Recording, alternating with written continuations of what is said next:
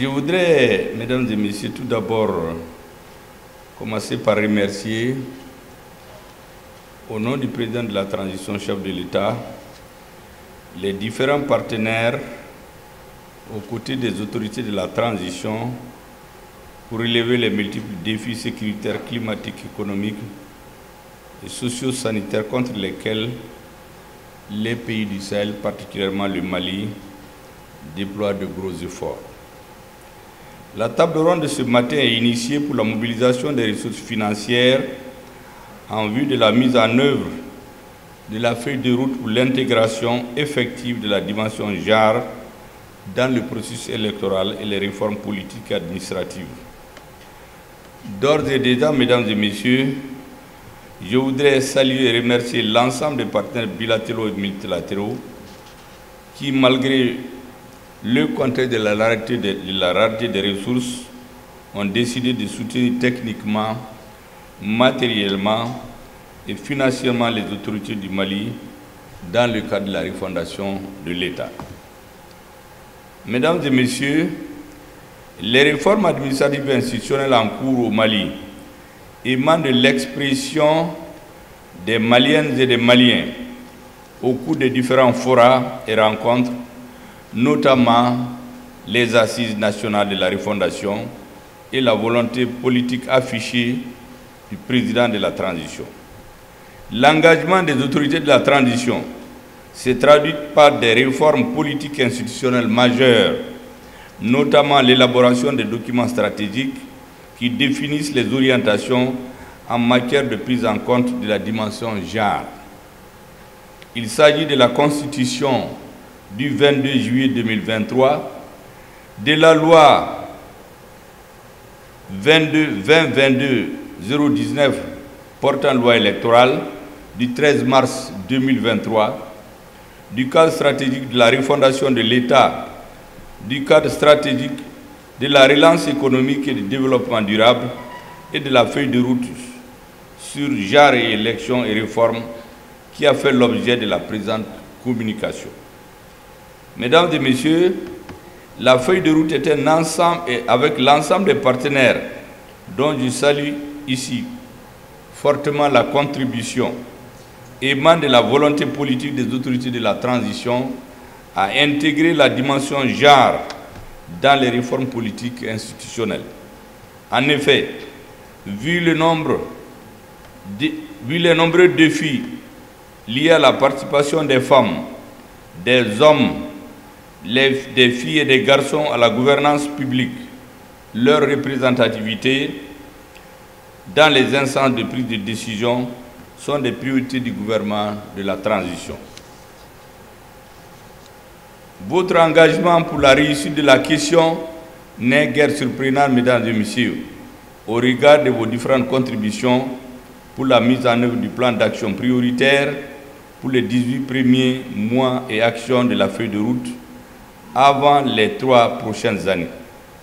Je rappelle que l'action publique du Mali est guidée, comme Madame le ministre l'a déjà souligné, mais il ne sera jamais trop de le rappeler à nos amis étrangers, par les 3 principes qui sont constitutionnels aujourd'hui, à savoir le respect de la souveraineté du Mali, quelles que soient les situations. Nous avons eu à rejeter des montants de 60 millions d'euros parce qu'il y avait des conditions qui ne correspondaient pas aux intérêts du Mali. On nous a dit que si on ne s'accédait pas, les budgets vont finir d'ici fin décembre. Nous avons dit merci. Deuxièmement, les choix souverains du peuple malien. Nous ne voulons plus qu'on nous dise d'aller à gauche, d'aller à droite, d'aller à droite. Nous connaissons là où il y a nos intérêts.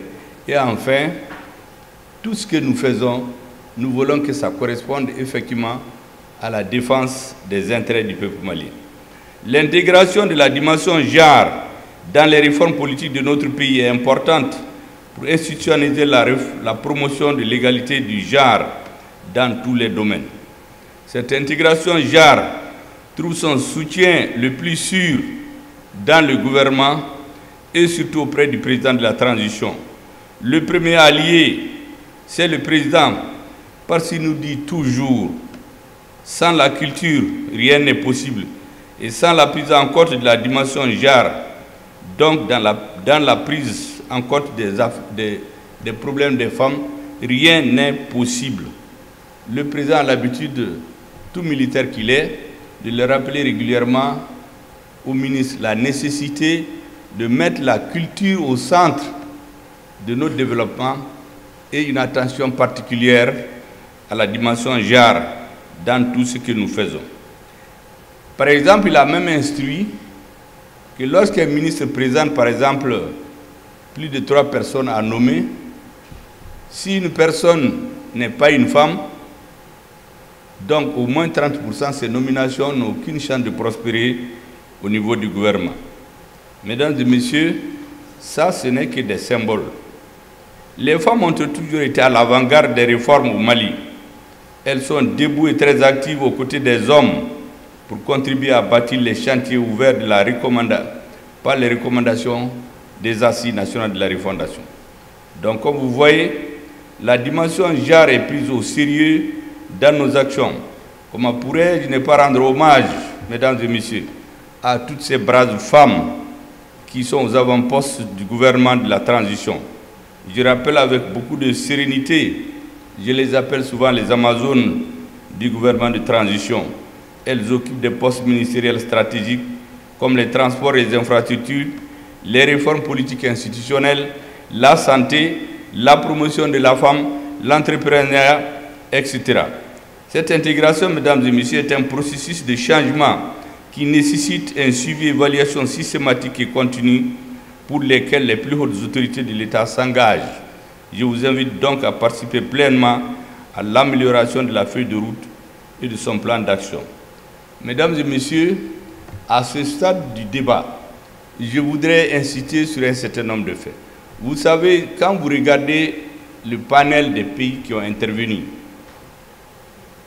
en dehors du Qatar, avec lequel nous partageons pratiquement la même religion, les 95% des Maliens sont des musulmans, quand vous regardez les différents pays, vous suivez leur histoire. Quand vous remontez un peu plus haut, vous allez trouver que dans leur histoire, les femmes ont été brimées à un moment donné. Il y a peut-être 50 ans, 100 ans, vous ne pouvez pas imaginer comment les femmes étaient brisées dans ces pays. Donc il y a eu des luttes sociales qui ont imposé la nécessité de mettre le droit des femmes au centre de tout ce qui se fait dans certains pays. Vous savez, pour la petite histoire, on dit que dans certains pays, il y a les droits de la femme, de l'enfant et du chien. L'homme vient après. Moi, j'ai vu des pays où les hommes se sont suicidés. Ils ont mis le feu dans leur maison pour brûler tout le monde parce qu'ils pensent qu'ils n'avaient plus de droits. Mais quand vous remontez dans l'histoire de ces pays, à un moment donné, les femmes n'avaient pratiquement pas de droits. Ça veut dire quoi? Ça veut dire que dans tout ce que nous faisons, il faut qu'on tienne compte de la culture, de l'évolution politique et historique, des mentalités de chaque peuple. Et c'est pour cela que, tout en félicitant et remerciant toutes les annonces qui ont été faites ici, je voudrais inviter les uns et les autres à faire comme un ambassadeur l'a dit, nous aider dans ce que nous souhaitons. Respecter les avis des Maliens. Ne pas nous donner des leçons pour ce qu'on doit faire. Ce que nous devons faire dans notre pays, nous le savons. Vous savez, j'ai l'habitude de prendre l'histoire des pays. On est aujourd'hui dans un processus de transition démocratique qui a ses règles. Dans l'histoire des pays, à chaque moment de l'histoire, chacun résout ses problèmes. Aujourd'hui, la priorité des Maliens, c'est la vie des Maliens. Il y a des centaines de milliers de Maliens qui meurent tous les jours. Personnellement, dans ma famille, on a enlevé tout le monde. On a tout enlevé dans les familles. Vous ne pouvez pas aller dans ces localités-là parler d'élections. Et d'ailleurs, dans tous les grands pays du monde, je commence par les États-Unis, personne n'a élu George Washington. Il a dirigé pendant 10 ans pour mettre de l'ordre dans l'Amérique. Après, on est allé à la démocratie. Les deux personnalités les plus illustres dans l'histoire de la France, c'est Napoléon et De Gaulle. Personne ne les a élus. On a mis d'abord de l'ordre dans un pays. Pendant qu'on est en train de tuer des Maliens, on ne peut pas dire aux Maliens, la seule condition pour qu'on fasse ceci, c'est là, c'est que vous organisez des élections. Ça va être une élection dans les grandes villes, entre les membres de la nomenclature dans les grandes villes. Ça, ce n'est pas la démocratie. C'est la démocratie pour une oligarchie. Nous sommes en train de construire une démocratie représentative pour l'ensemble des Maliens. Et pour cela, il faut d'abord sécuriser physiquement les Maliens. Tout gouvernement qui vient dans un pays, qu'il soit élu, qu'il soit d'une succession dynastique, qu'il soit issu d'un coup d'État, s'il n'assure pas la sécurité physique de ses citoyens, il ne peut pas être légitime. S'il n'assure pas la sécurité alimentaire de sa population, il ne peut pas être légitime. S'il n'assure pas la sécurité sanitaire de sa population, il ne peut pas être légitime. S'il n'assure pas la sécurité éducationnelle, il ne peut pas être légitime.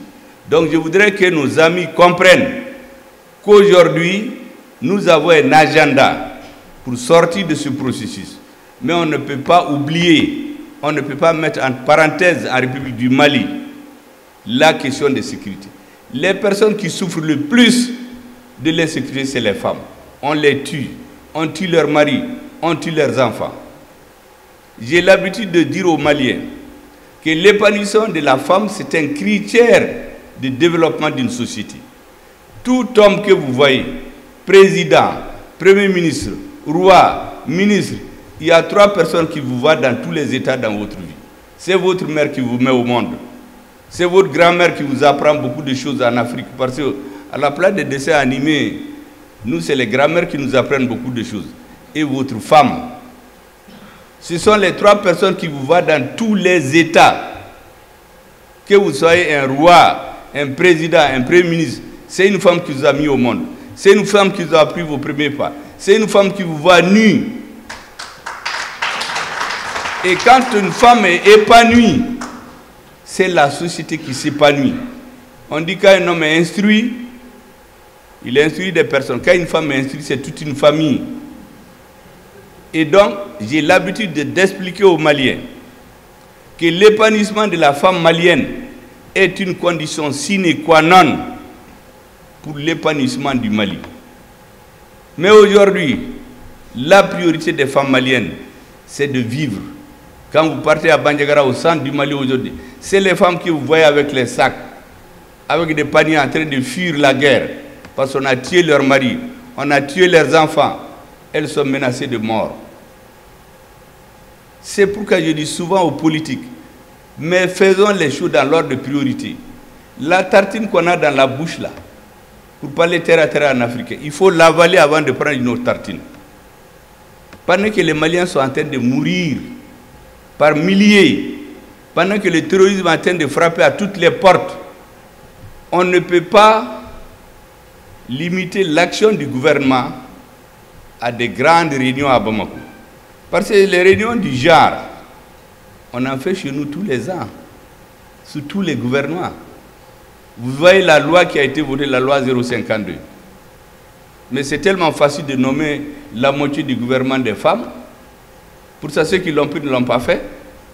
J'ai suivi ici les femmes, 30%, mais c'est les conseillers. On fait du remplissage souvent. Mais les maires, elles n'ont pas les 1 tiers là-bas. J'ai vu les chiffres.